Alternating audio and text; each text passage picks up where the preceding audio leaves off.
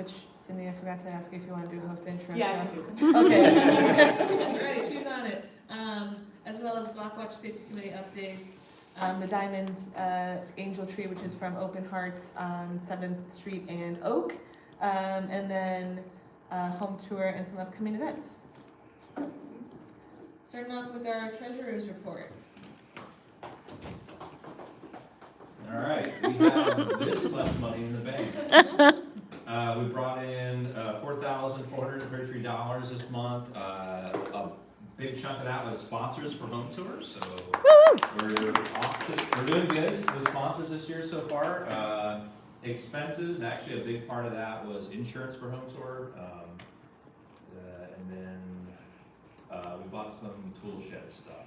We tend to have a couple of tools. So, giving program as always, we are funding programs. We just approved some beautification on 14th Street, and what else did we? What's that? 14th Street in Windsor? 14th Street in Windsor. We're gonna do a beautification thing there.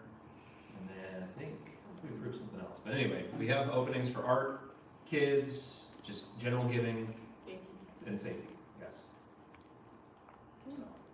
Woohoo. Upcoming expense, we have to pay for our insurance for the board. So that will be next month's expenses. As long as we can keep net revenue or net income good. Yeah. That's a good month. Questions about the budget? Ever Shannon? We have 186 business and 373 individual. Both, well, individuals are up 4. Woo. Businesses are down 1. Down Net profit 3. Businesses don't cost anything, so it's No, okay. this is true.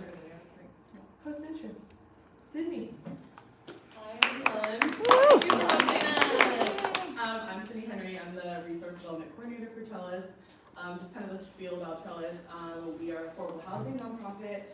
Established our roots in 1975. So next year we'll be celebrating our 50th anniversary in affordable housing.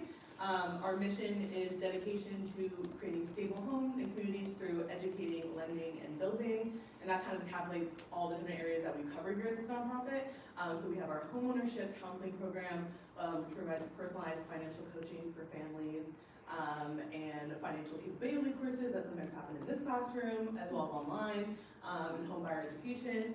And then we have a full-on lending team here who works for financial access for families. We typically work with like underrepresented groups and minority groups, but we welcome all who are into or looking to purchase a home at some point.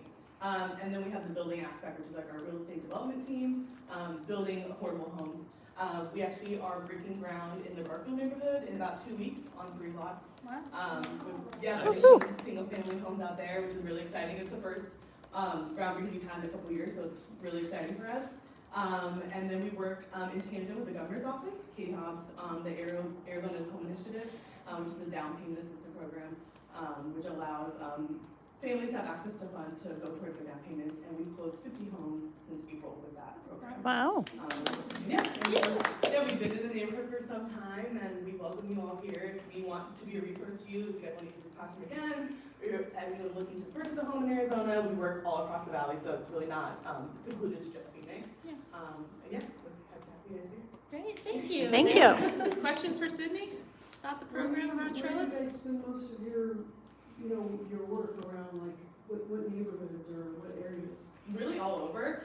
Definitely more in like the central Phoenix area, but we have some partnerships out in Avondale, Scottsdale. We've gotten people homes in Tucson before. So we really don't seclude ourselves to any area. Just a bulk of like the work that we've done has been mostly in this area. Like I said, we're breaking ground in Garfield. A lot of our board members, we have a few board members that are part of the Garfield Association. So yeah. Breaking ground means you love it and Building homes, yeah. Yeah. Did you build the home on 13th Street in Garfield, just south of Roosevelt? I don't There was a. so. Okay. I don't think so. There was one. It looks just like one of these on the wall. That's why I asked. I was like, it was really similar. We work in tangent with different like construction companies to make sure that those homes like are in tandem with like the historic neighborhoods. So it wouldn't surprise me. It probably was one of our partners who did that. Okay. Like Raza or one of those. Yeah. I don't believe so. Yeah, that was a cool house, and it's got the porch and everything, so. Yeah. Yeah, and then if you look around the walls, we have some of our floor plans and projects that we've done. So yeah. So how does that work? So you're building a new home and then that's available, or there's already a family that, you know, is It's trying to available. financing? Yeah. So typically how it works is they get built and then we'll have like clients who code through the entire homeownership Okay. program. It's not exclusive to just them, like we are a realty like company on top of being a nonprofit. But we typically try to work our clients into those homes. It just makes the most sense, obviously. And a really great thing about our homes is not only are they affordable, but they're also comfortable. We have smart home technology and stuff like that, just to make sure that just because something's affordable doesn't mean that it's lower quality than anything else. And that's something that really sticks out about this organization, is that we make that a priority. So.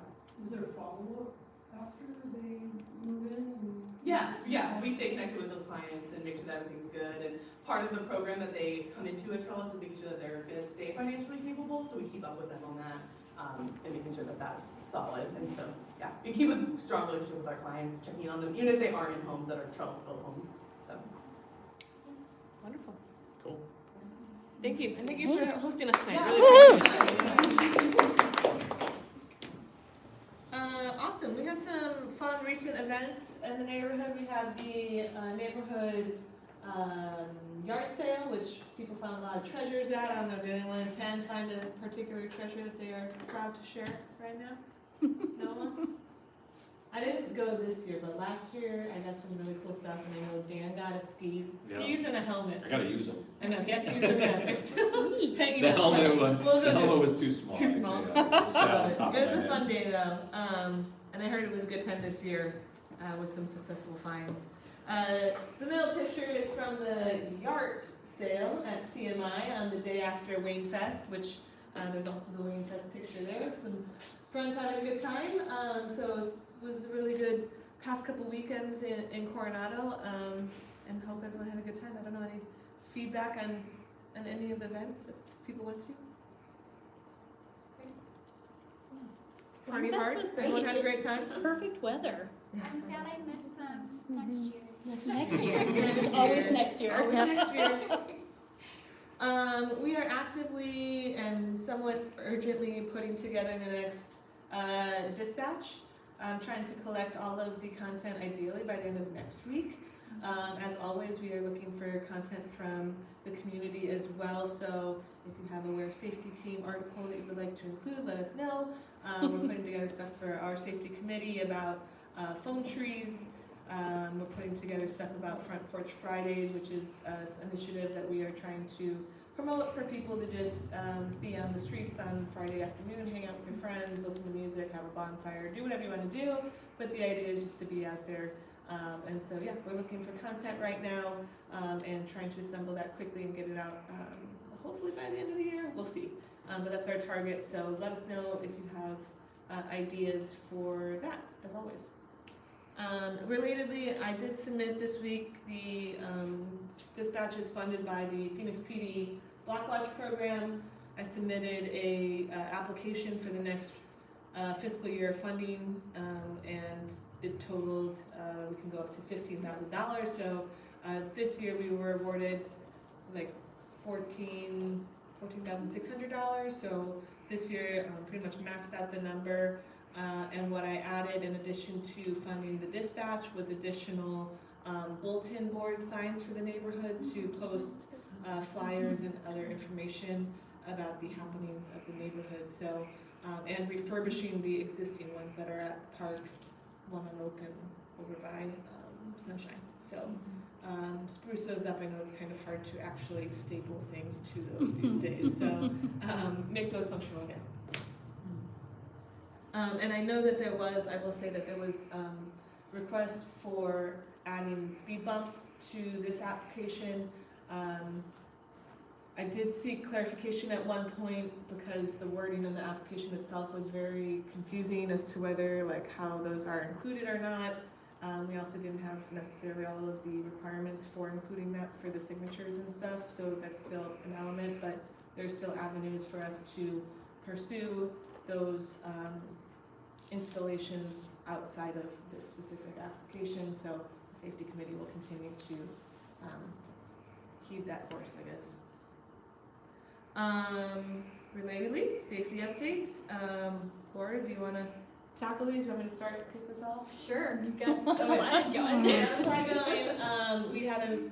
There was a meeting this week, or a meeting the other week with our neighborhood services specialist, so NSD Neighborhood Services Department specialist. Her name is Melissa Larson. She's wonderful. She's been very helpful in connecting us and our safety committee lead, Laura, who's in the back there, to different avenues for trying to actually implement the changes we want to see in the neighborhood for speeding and lighting and all the different things that are issues in our neighborhood, how to address the unhoused population at the park, etc. And so she's been a wonderful contact. We met with Melissa at the park, Coronado Park, 3 weeks ago now.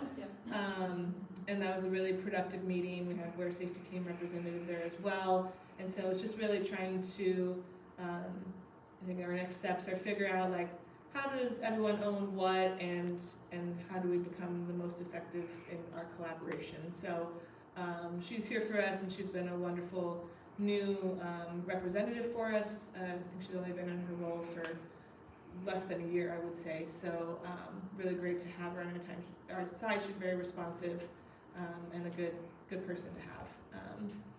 We also have a session which Laura will speak to on our substance use prevention class that was on Monday. Yeah, so it was our first kind of like safety oriented training where we're kind of partnering with other organizations to sort of like share our resources. So it wasn't like the biggest attended event, but I think it was a really good foray into doing more sort of focused trainings like that. So yeah, I think we did learn a little bit about like how do you help someone who is experiencing an overdose. So like kind of some tips and tricks there. And then they also promised to sort of give us like bags of swag to distribute after the fact. So hoping to get some of that as well. Yeah. And we are looking to, on that end, put together a Phoenix Neighborhood Patrol, so PNP class. Was our last meeting at Froth? What was our last meeting? 2 meetings ago? 2 meetings. 2 meetings ago, we met at Froth, and we had Detective Cornegie from the City of Phoenix, who runs the PNP classes. We can have him attend or coordinate with him to put together a special, just Coronado-based PNP class. So we're trying to do that for sometime in January, which would be really wonderful. Dang it. Wait. Okay. So yeah, stay tuned on that. Which my indentation's messed up here, but I talked about Block Watch and then the PNP class. We're still continuing to have our safety committee meetings, which are typically the last Wednesday of each month, but obviously it's been holidays and our schedules are our schedules, so we've been pretty good about keeping our website up to date to reflect the latest, but generally meeting at Crepes on Coladas on 7th Street. And then alley neighborhood cleanups, we don't have anything on the calendar. That's not entirely true. We're actively working. I stand corrected. We're actually working with Trellis to do cleanup along McDowell I think mid-January. So we're gonna like try to like publicize that a little bit more once we get our ducks in a row. But that'll be really exciting to kind of like kick off their 50th anniversary. Cool. Nice. I was gonna say that. Well, I knew there was someone coming because we also want to do, that's actually great timing, we also want to do one before our home tour event in February. So, stay tuned. The Diamond, you may recognize this building. This is a facility run by the organization Open Hearts, which came to one of our meetings at Crepes and Coladas like 3 or 4 meetings ago now. This is a facility located at 7th and Palm, and they are looking essentially for like an adoptive family situation. So they have 4 kids between the age of 4 and 7, and then 4 kids under the age of 2 that are looking for clothing and shoes. Primarily, this is a transitional housing facility, so people who have come out of different hard situations and are now finding stability. Just for context, their target is for people to really only live here like less than 2 years and then find more long-term housing. So that is again part of the transition part of the transitional housing. They offer a lot of really great programs in support of their residents. And so I thought that it would be wonderful if the CNA in the Coronado neighborhood could contribute. Gifts will be collected at Clara's house at 1520 East Cypress. We'll post about this and make this available on the website so that all this information is available. But they want them unwrapped, which we will also include on the website if people are willing and able to contribute a little bit. Would be greatly appreciated. So wanted to share that. There's, I forgot the details, obviously there's a handful of kids there right now, but she shared a little bit about the story, and I would love to have them come to another event because it's really amazing to hear just how wonderful this facility has been and how happy the residents have been being in our community. So I'm very grateful that they're there and finding it a welcoming space. So Becky, they requested shoes specifically? I mean, this is what the information that was provided. Provided was clothes and shoes. So Clothes and shoes? yeah. Is it new only or I like will. donated I items? will make clarification. Can you put that as a to-do list for me to see if it's only new or used? Is that okay? Thanks. I will follow up and make that the post and information online available. Any other questions on this? Home tour is February 23rd. Obviously many ways to get involved. We've been having bi-weekly meetings. We have, I think, probably just 2 more meetings this year, and then we'll jump and really like put into weekly meetings in the beginning of the year. At this point, we are still looking for houses as our main push. We've shifted our incentives a little bit, and we'll be promoting that for homeowners. And I don't think vendors had any change, but vendors is doing okay, and we just, as Dan said in our treasurer report, got 2 sponsors, so doing okay on the vendor front. This weekend, which I will get to probably in the next slide, but we have our art tour in the neighborhood, and so that has 50 artists coming this weekend, which is really amazing. So hoping to recruit a lot of those for the event, the home tour event as well. So feeling pretty good about the street fair part, but need the home tour part of home tour to happen. So if people know people or you are interested, we're shifting from some of the smaller, like we usually do like a dinner and stuff for the home tour owners, and we're just really like, I think money talks, and so we're shifting from what was a $300 incentive for a homeowner home improvement project to $750, and so $750 to participate. We still do like a small gift, and then we will do the homeowner and volunteer happy hour with hors d'oeuvres and stuff. So it's a nice chunk of money, and tell your friends, tell your partner, tell yourself, check your bank account, see what you want to do. It's the holidays, everybody's got their spending, so we really want to have like a solid list by the end of the year. We've got a little flexibility after that, but if we don't get enough houses, we can't really have a home tour. So we don't want to be desperate, but you know, please. So, anyway, I think I made the point there. Community garden, still some changes happening or potentially happening.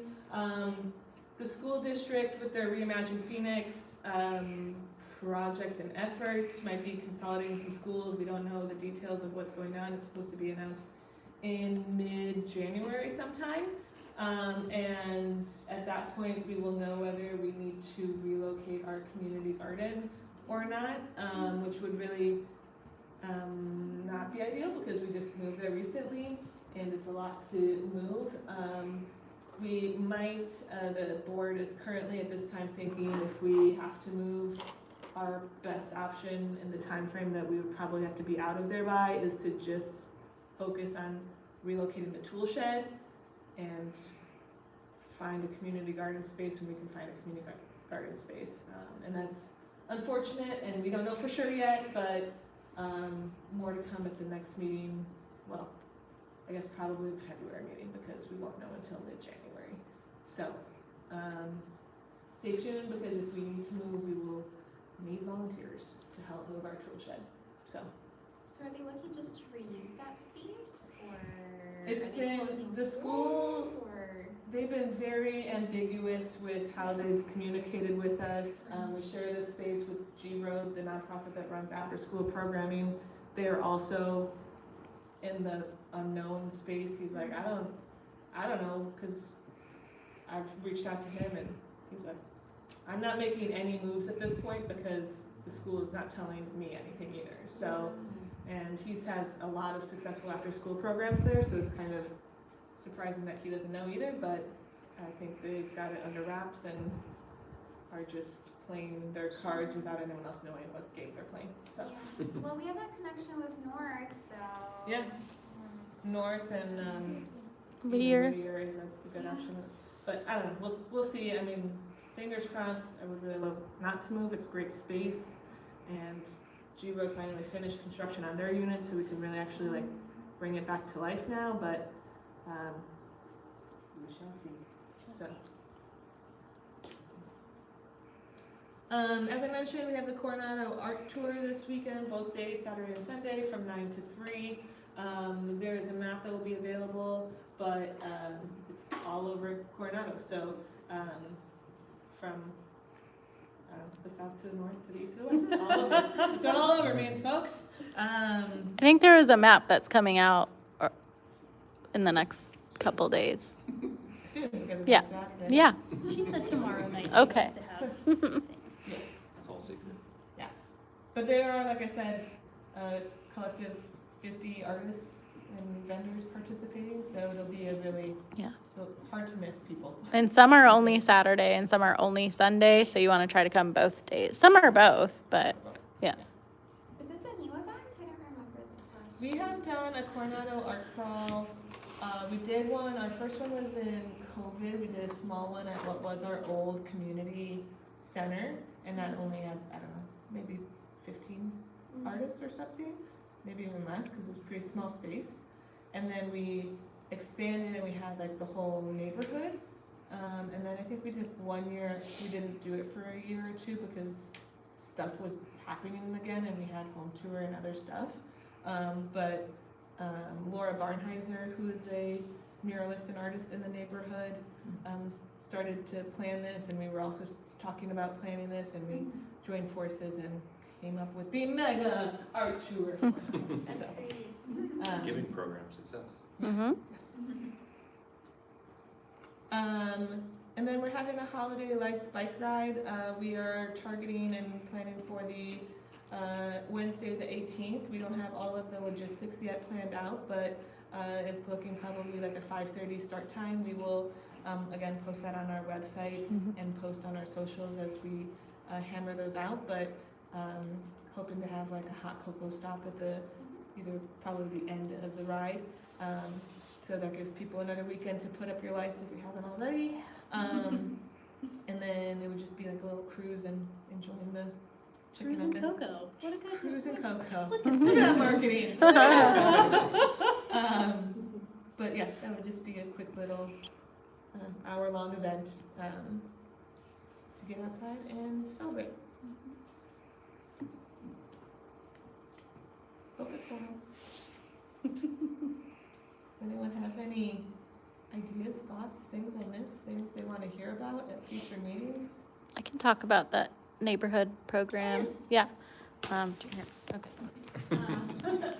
So one thing that I'm Kirsten, I'm the vice president right now. I stumbled upon an organization called Cabin, and they're all about community building, and they have a neighborhood accelerator program. So they're trying to get people around the world who are interested in building community, trying to get them resources and kind of a forum to share ideas for building organizations similar to what we are really already doing. And I reached out to them and they encouraged us to participate in the program. We would kind of apply as a participant, but actually be acting more like a mentor to these other groups. But it's literally like communities from around the world. They have community in Australia who's doing really interesting things. They introduced me to a community in Oakland, California, so I'm in contact with them now, and they want to understand better how to set up like a membership model, kind of like what we do. And so we're starting to get involved and see what other communities are doing. And I thought it's like a 10-week program that starts in February with like group calls, and I can report back on those in the springtime meetings, assuming we get accepted. But considering how often she emails me, I feel like we're good. But it's just, I think it'll be really interesting to start to connect with people around the world who are seeking to create places like what we already have, but also for us to be able to learn from them, because I think there's a lot of probably fresh ideas and ways that they're connecting that we haven't thought of yet. So that's something we're hopefully going to be starting in February. That's it. Questions, ideas, thoughts on who to bring in at future meetings, locations for future meetings, houses you want to put on home.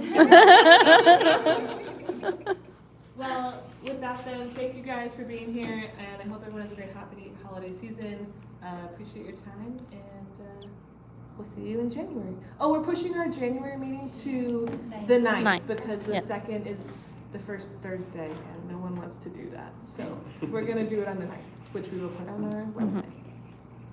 Yes. All right. Thank you. Thank you. Thank you. Thank you.